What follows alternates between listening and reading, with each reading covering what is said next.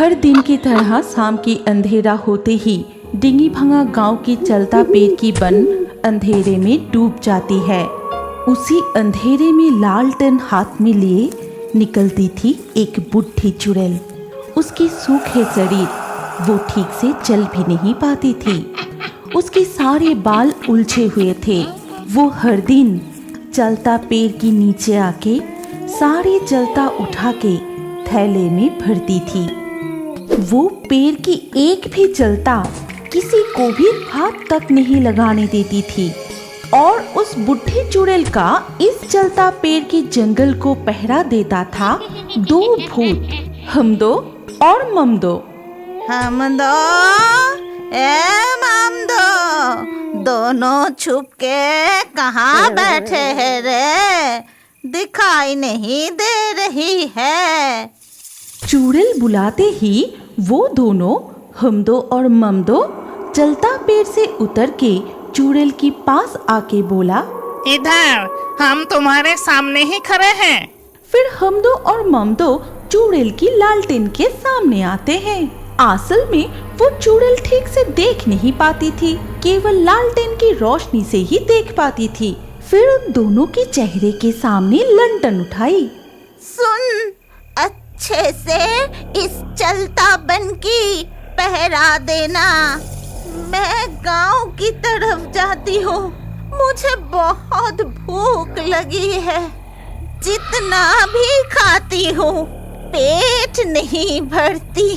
क्या करूँ? गांव में जाके देखती हूँ कहीं भेड़, बकरी या मुर्गा मिलता है कि नहीं। ये कह के बुढ़ी चुड़ैल रात के अंधेरे में लालटेन हाथ में लिए गांव की तरफ जाती है।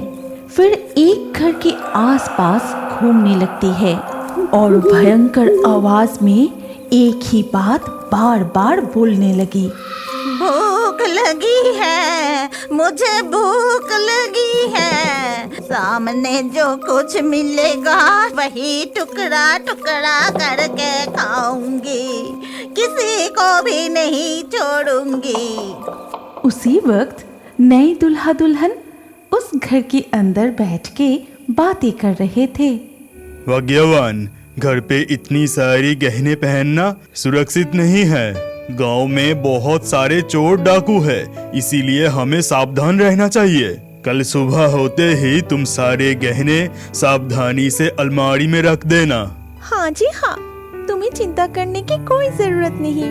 चलो ना, बहुत रात हो गई है, सो जाते हैं। ठीक उसी वक्त उन दोनों को बाहर से एक आवाज सुनाई देती है। बाहर से कुछ आवाज आ रही है। मुझे लगता है बाहर कोई चोर आया है। तुम यहीं बैठी रहो, मैं बाहर जाके देखता हूँ। अगर एक बार हाथ लग जाए तो बहुत मार मारूंगा। ये कहकर वो हाथ में डंडा लेकर बाहर की तरफ चला गया। सुनो, अजी सुनो ना, अकेले मत जाओ, मेरी बात सुनो, सुनो ना। कौन है? कौन चोरी करने आया है? हिम्मत है तो सामने आओ। फिर वो इधर उधर देखते ही देखा कि कोई घर के आंगन में हाथ में ललटेन लिए खड़ा है। वो बहुत गुस्से से उसकी तरफ आगे बढ़ा। तभी बुढ़ी चुड़ैल उसके चेहरे के सामने ललटेन उठाई और चुड़ैल की तरफ देखते ही वो बहुत डर जाता है, डर से कांपने लगता है। वो बुढ़ी चुड़ैल की आंखों से अपने नजरें हटा नहीं पा रहा था। बहुत बहुत कोशिशों के बाद भी उसके गले से आवाज नहीं निकला। वो चिल्ला के किसी को भी नहीं बुला सका। इतना देर हो गए, अभी तक नहीं आए। कहाँ चले गए? क्या मैं बाहर जाके देखूं? मुझे कुछ ठीक नहीं लग रही है। मैं खुद ही बाहर जाके देखती हूँ। आखिर गए कहाँ? वो बाहर जाके इधर उधर देखने लगी, लेकिन किसी को भी देख नहीं पाई। फिर वो आंगन में देखती है कि वहाँ उसके पति का छड़ी पड़ा हुआ है।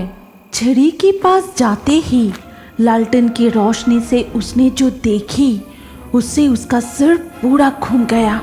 उसने देखा कि जमीन लाल खून से भरा हुआ है। ये देख वो खुद को संभाल नहीं पाई और रोने लगी। ये क्या? हाय हाय हाय, ये मेरा क्या हो गया?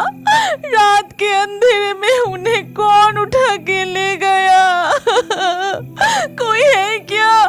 बचा लो, मेरे पति को बचा लो, कोई है इधर? ये क्या हो गया?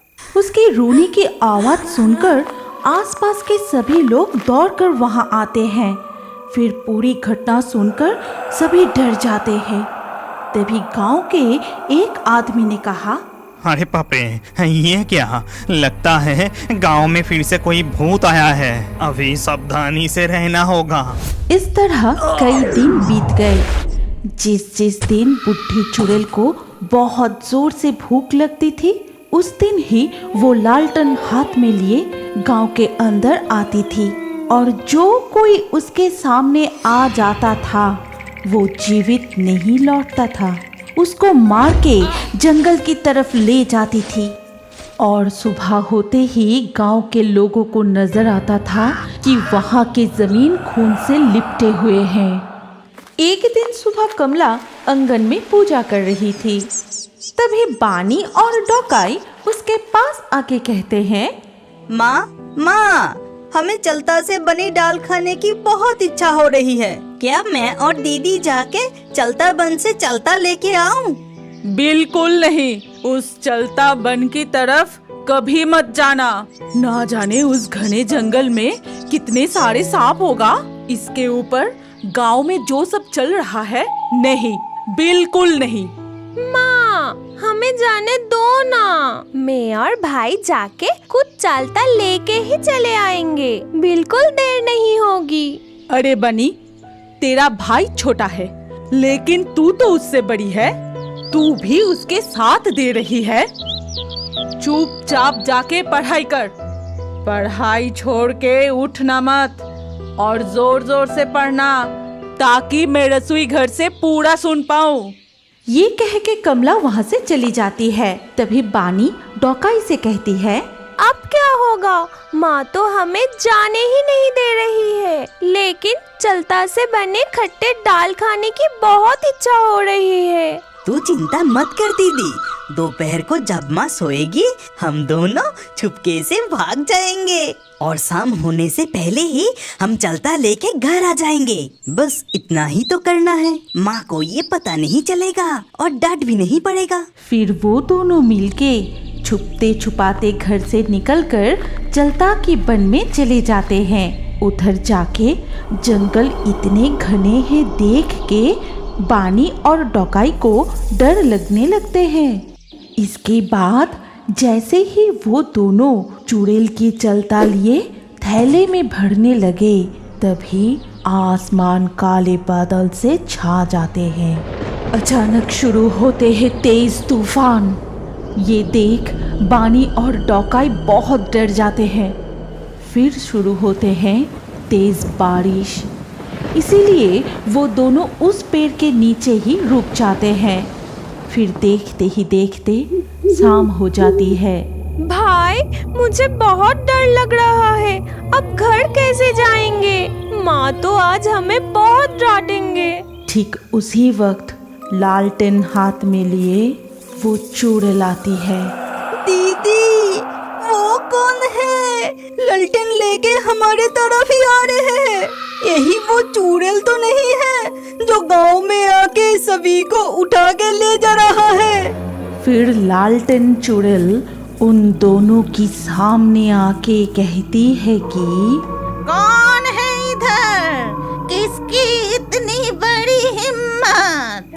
मेरी चलता बन में घुस के चलता उठा रहा है? सामने आ, आज तुझे मार के खून पीऊंगी। दीदी, लगता है ये चुड़ैल ठीक से देख नहीं पाती। भागो, जल्दी यहाँ से भागो। ये कह के जब वो दोनों वहाँ से भागने की कोशिश करते हैं, तभी चुड़ैल लालटेन उठाए उन दोनों की चेहरा देख लेती है।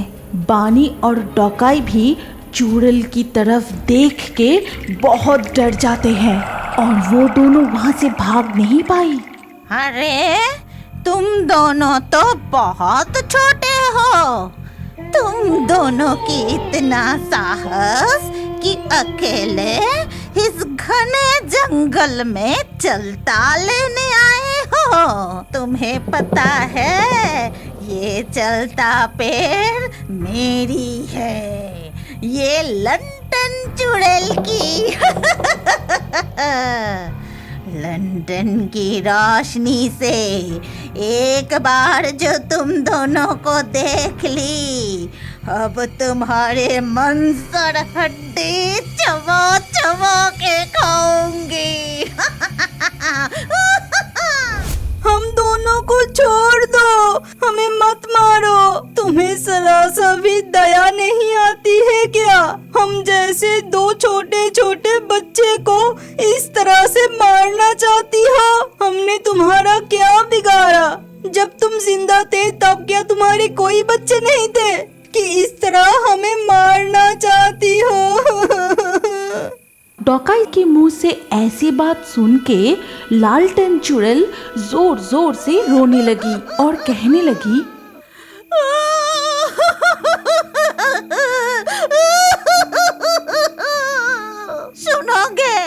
सुनोगे मेरे साथ क्या हुआ था? क्यों मेरी आत्मा इस चलतापन में लंठन हाथ में लिए घूमती रहती है?